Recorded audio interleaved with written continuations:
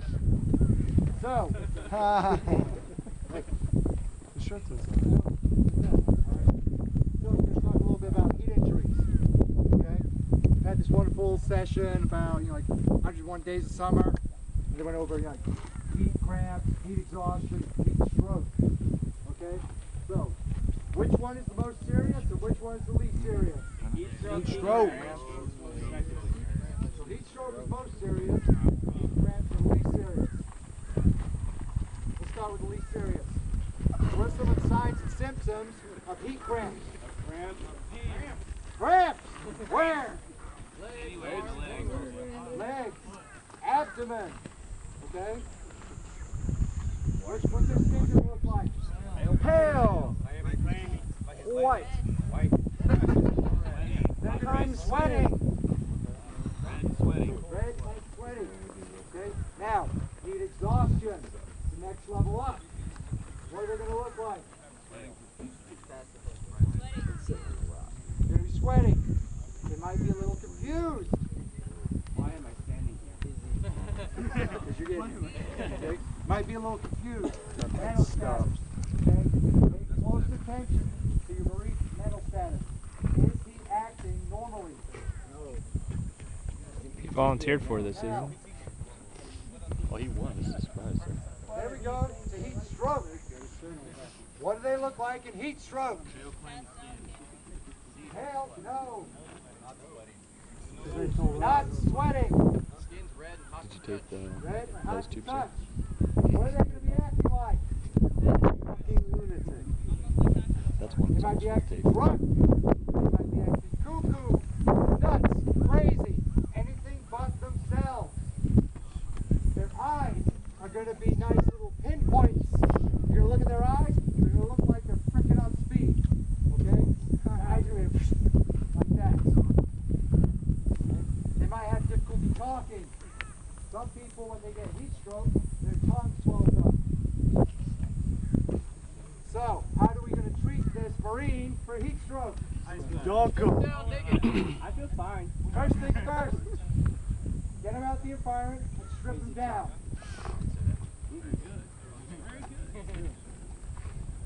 Okay. What's next? Cool them down rapidly. So, if we are in a field environment and away from a medical tent where we have a wonderful kiddie pool, we have a poncho. I need 4 Marines. Now y'all want to volunteer, right? Okay. Now y'all So, what you are going to do, I need 4 Marines. Alright, so what you're going to do is you're going to lay the Marine down in the middle of the poncho.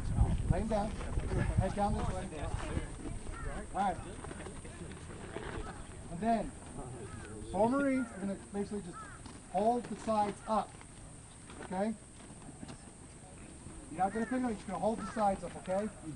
Watch his feet. Cup it up around his feet. There you go.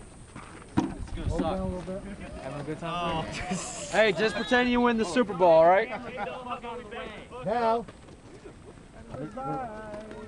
Now, if we do not have ice, what do we use? Water.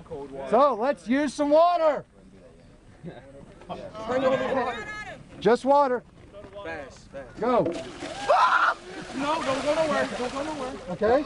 You're not going anywhere. Don't go Go right there. Now, if we have ice, we are going to utilize some ice. Pour it on. Don't go nowhere. This isn't hazing. Now, what you are going to do is make sure that ice gets around the patient's groin, around their armpits. And now, what you're really going to do is each side is going to fold it over. Fold it over once, fold it over twice, and just hold it up around the head.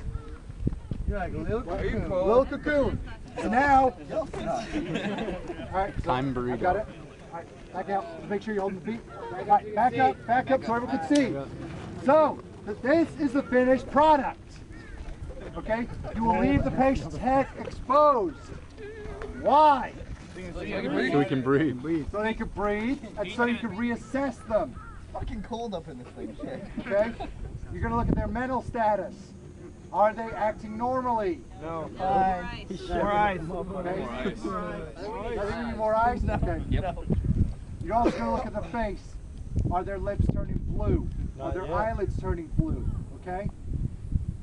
Because if you don't have a rectal thermometer, Oh, hell no. if you do not have a thermometer, mental status is the biggest thing you can look at. Okay? If the Marine is still acting like a nut job, odds are he's probably still cooking. If he starts saying, dude, I'm okay, get me the fuck out of this ice, odds are he's probably pretty good. Yeah? I'm fucking good. You still need some more. Dude, I'm alright. Are you happy you won? Good job. Yeah, good job. Good job. They tricked you with Gatorade. Yes. You won the Super Bowl. There we go. You got a shower, eh? Yeah, about that. You got bad, man. You're living life right now, dog.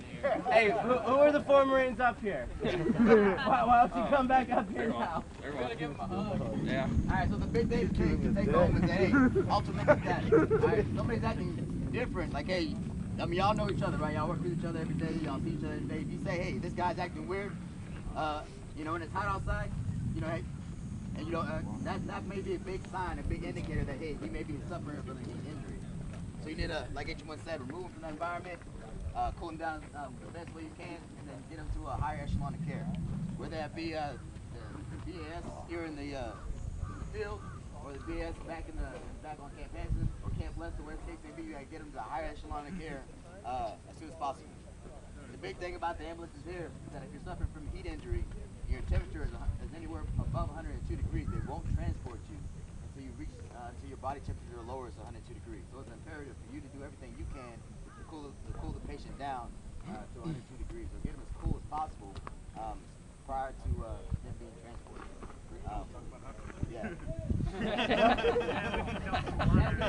That means dumping copious amounts of water over and over and over again and having them reach this phantom. That's what you got to do.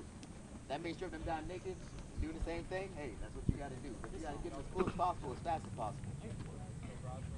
All right, so since he stood here shivering, and since we had a wonderful amount of rain this morning, let's just go straight into hypothermia. Oh, God.